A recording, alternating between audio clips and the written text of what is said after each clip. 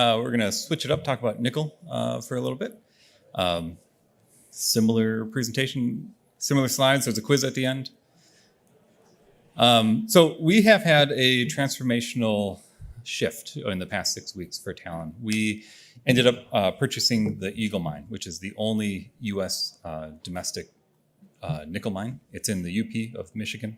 It matches really well with us because Talon has been focused on exploring for nickel in Minnesota, but we don't have any operating mines. The Eagle mine is an operating mine, but they didn't have much future because the exploration hadn't really found anything. And so you put those two together, you have the exploration upside that Talon brings, but then you have the operational excellence that Eagle brings. And then we can take that operational excellence and help build the Tamarack deposit with that. So, this group has already built and mined the Eagle mine for 11 years. We can take that and say, hey, you've done it once. Can you do it again? And are there things that you would want to improve on? So our vision is 2 nickel mines in the United States with 2 processing facilities. So Tamarack is serviced by the BMPF, which is our North Dakota mill that is funded by Department of Energy. There's a $114 million grant for that.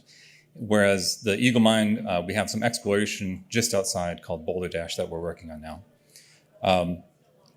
All the while, exploration is ongoing at both Tamarack and in larger Michigan. So strategic support for us on the Tamarack side, we do have an offtake agreement with Tesla for 75 kilotons of nickel. Rio Tinto is our JV partner. It was a Rio Tinto project in discovery. I did 15 years with Rio Tinto, and then when Talon took over operational ownership, I jumped over. I really enjoy working for a smaller group. And then Lundin just joined as part of the deal. They're up to 19%. Jack Lundin and Juan Andreas Morel have joined the board of Talon, again, signaling the support that we're getting from the Lundins. And then lastly, U.S. government funding. So like I said, $114 million from Department of Energy, but also $20.6 million from Department of War, specifically focused on exploration, find more nickel in America. And that's what we've been doing. So we want to be producing domestic nickel now, but also building for tomorrow and being a long-term solution. The Eagle mine, like I said, has been in operation for 11 years. It's a small postage stamp style underground mine. The mill is separate. So the mill is about 60 miles away. They truck the ore down to it. If you look at the production that's been produced, it's nearing 200,000 tons of both nickel and copper. So it is a nice polymetallic deposit that also has cobalt and some PGEs. It's conventional flotation, just like Tamarack. Nothing special, just conventional work. The focus for Eagle was slated to close in about 2028. And by Talon taking it over and looking at things a little bit differently, our intention is to extend the Eagle mine by accessing some of the other mineralization. So Eagle has been mined out. Eagle East is currently in production. We have what's called the keel, which is more of a thin layer of massive sulfide with some disseminated sulfides on top. So that's kind of the intent, is we want to use this to bridge into Tamarack and Boulder Dash. You have this excellent team that's currently working on all this. We have an opportunity to take that team and turn it into Tamarack.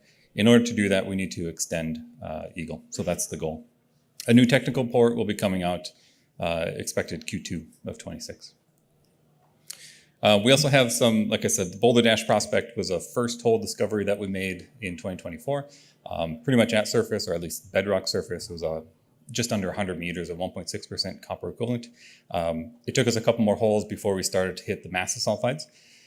Very similar story to the discovery of Eagle, where you started with the net textured mineralization, and then the next year they hit 85 meters of massive sulfide. We haven't hit 85 meters yet, but that's kind of the goal, is continue that. So we'll be drilling with at least 2 rigs on this project starting once the snow melts, which is typically about June in the UP.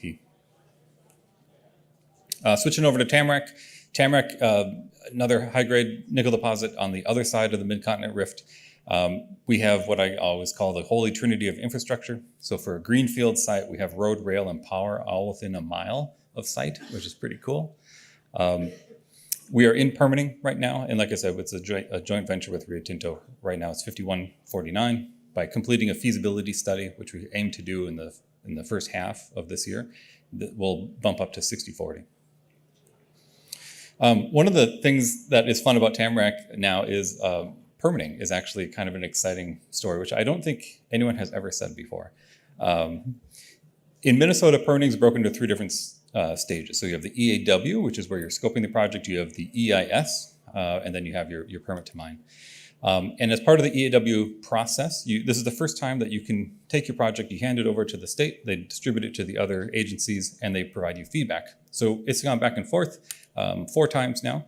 We've received 1,600 comments, and the comments have been really helpful for how you can shape the project. And you need to do this early, because once you get an EIS, it's very difficult to change. So one of the comments that we got early on was to do with track out material and stormwater. So you have track out material. How do you manage stormwater? What recurrence interval do you plan for? So we said, well, we'll plan for the 100-year storm event. I think that makes sense given the mine life. And one of the comments we got was, why didn't you plan for the 200? And so we said, oh, this is great. We're getting feedback. This is exactly what we needed. So we increased the size of the tanks. We added RO or more RO.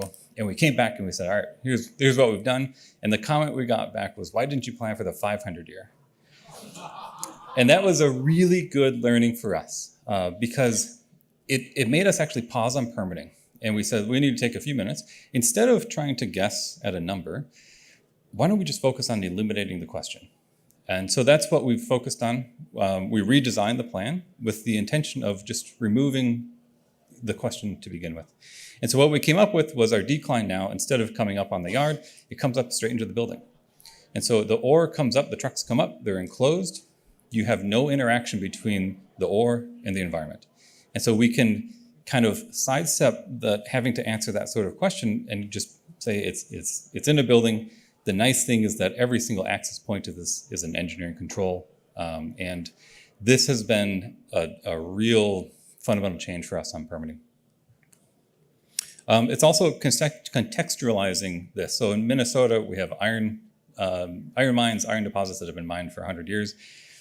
We're not permitting something that size. We're permitting something the size of a big box store. It's the same size as that. It's totally enclosed. This has been really helpful as well as people, they go shop, they go to Walmart or Target and they say, okay, this is about what it's going to be.